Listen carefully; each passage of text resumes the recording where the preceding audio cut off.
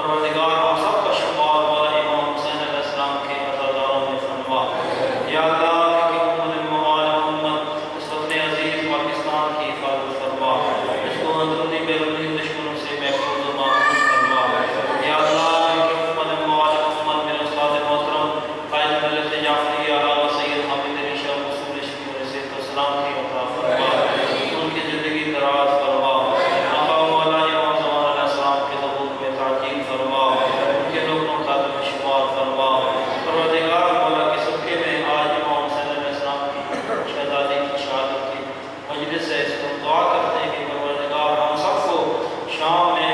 شہزادی سکینہ سلام اللہ علیہ ان کی قبر کی زیارت نصیب فرما، مولا امام حسین علیہ السلام کی زیارت نصیب فرما۔ پروردگار یہ جو بتا رہے ہیں بھائی ایک مومنہ جو بیمار ہے، پروردگار سے مکمل شفا عطا فرما۔ جتنے مومن و مومنات مریض ہیں حاضرین میں یا حاضرین کے متعلقین میں جو مریض ہیں، پروردگار سب کو مکمل شفا عطا فرما۔ تمام دعاؤں کی قبولیت کے لیے بلند آواز سے صلوات۔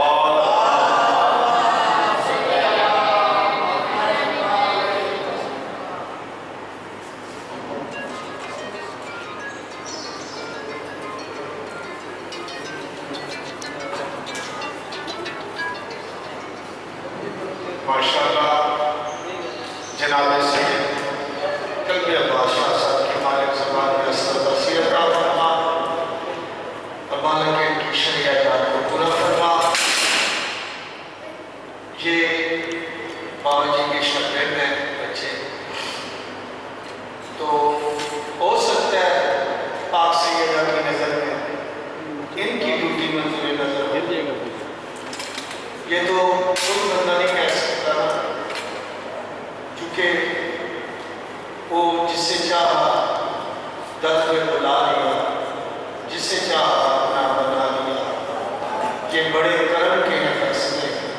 یہ بڑے نصیب کی بات ہے۔ ہم لوگ یہ سوچتے ہیں فلاں بندہ نہ ہوا ہے، کتنے لوگ میں دیکھ رہا ہوں مجلس پاک میں آئے ہوئے ہیں مگر فون کانوں سے لگا کے، ہمارے خود اپنے فون کانوں سے لگا کے کوئی کدھر گھوم رہا ہے کوئی کدھر گھوم رہا ہے۔ یہ مجلس حسین کا خاصہ نہیں ہے۔ مجلس حسین میں جب آؤ تو مکمل طور پہ اپنے آپ کو معصوم کی بارگاہ میں حاضر و ناظر کر دو، چونکہ ذاکرین کی لسٹ ہوتی ہے اسٹیج سیکرٹری کے پاس بھائی جان، اور سامعین کی لسٹ ہوتی ہے امام زمانہ کے پاس۔ مجلس شروع ہونے سے پہلے جناب سیدہ سلام اللہ علیہ خود تشریف لے جاتی ہیں، وہ دروازے پہ بیٹھ جاتی ہیں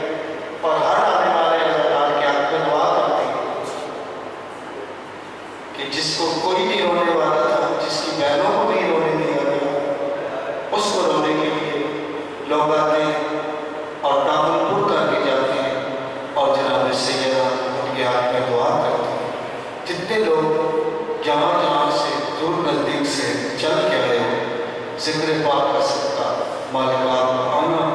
قدم قدم عبادت میں شمار فرمائے اور مالک آپ سب کو اس کا اجر عظیم عطا فرمائے۔ جتنے بھی آپ کے ہمارے مرحومین یہ جہان فانی چھوڑ کے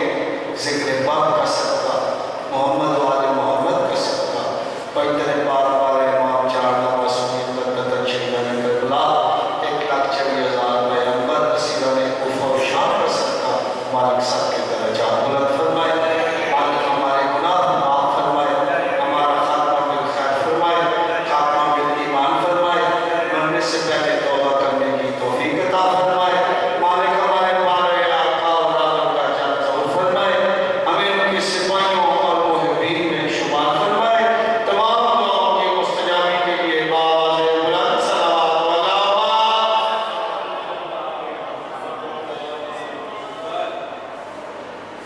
والدین صلوات